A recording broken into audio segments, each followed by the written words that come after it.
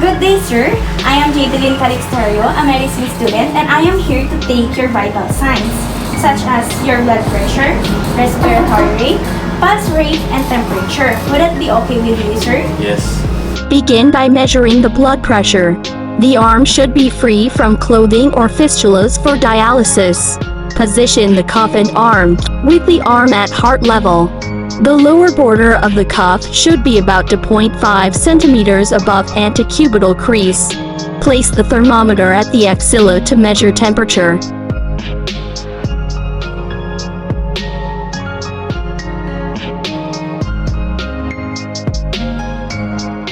Position the stethoscope well over the brachial artery. Secure the cuff snugly, slightly flex the patient's arm at the elbow.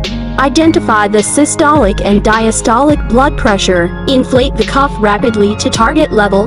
Deflate slowly at about 2 to 3 mm of mercury per second. When you hear the sound at least 2 consecutive beats, it is the systolic blood pressure. Continue to deflate the cuff slowly until the sounds become muffled or disappear. The disappearance point, usually below the muffling point, provides the diastolic pressure. With the pads of your index fingers, compress the radial artery until a maximal pulsation is detected. If the rhythm is regular, count rate for 30 seconds and multiply by 2. If the rate is unusually fast or slow, count for 60 seconds. As you hold the radial pulse, quietly count the respiratory rate without them noticing it, since once patients are alerted, their breathing patterns may change. Observe the rate, rhythm, depth and effort of breathing. Get the thermometer and record the axillary temperature.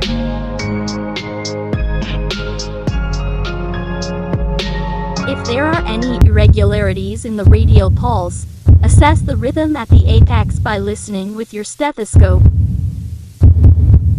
Premature beats of low amplitude may not be transmitted to the peripheral pulses, leading to underestimates of the heart rate. Good day, ma'am. I am Jadeline Calixtario, and I am here to take your vital signs, your blood pressure, temperature, pulse rate, and respiratory rate. Would that be okay with you, ma'am? Okay.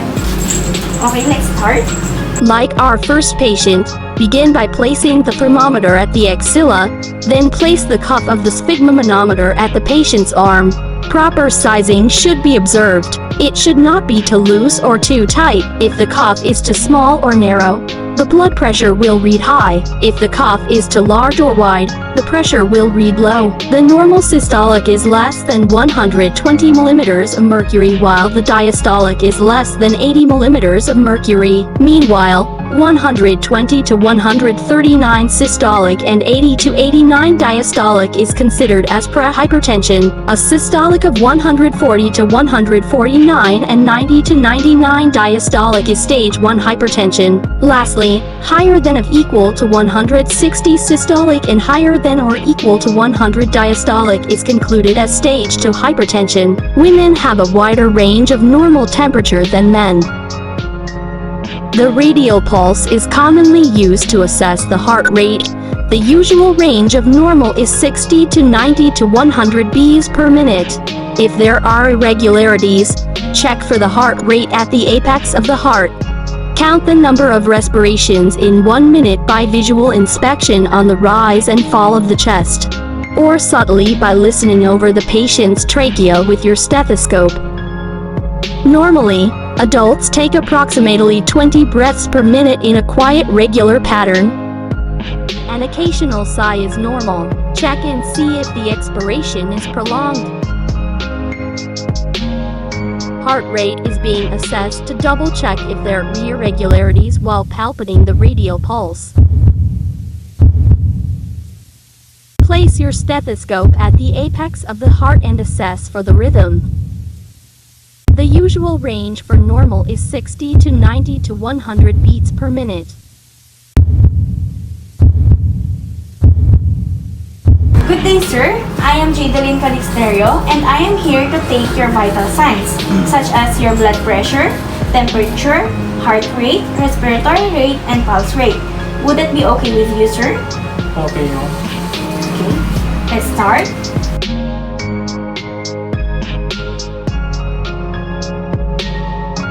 To make sure your blood pressure measurement will be accurate, proper technique is important and reduces the inherent variability arising from the patient or examiner, the equipment and the procedure itself.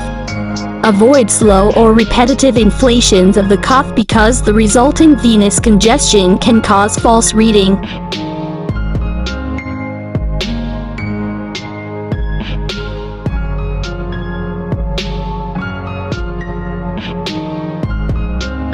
Examine the arterial pulse, the rate and rhythm, the amplitude and contour of the pulse wave. Palpate the radial pulse for 30 seconds, then multiply by 2 or count the pulse in 1 full minute. Count the respiratory rate. The normal range varies depending on age. For young adult patient, just like the adult ones, the normal range is 12 to 20 cycles per minute.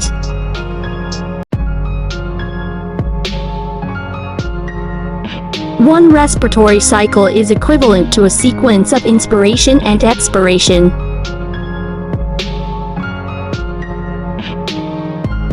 The core body temperature, measured internally, is approximately 37 degrees Celsius. The pulse rate is exactly equal to the heartbeat, as the contractions of the heart cause the increases in blood pressure in the arteries that lead to a noticeable pulse.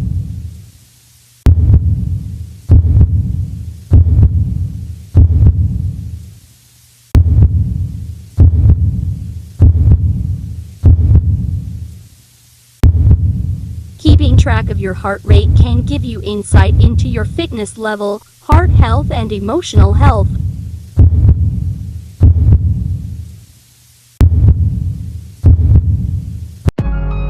Thank you for watching.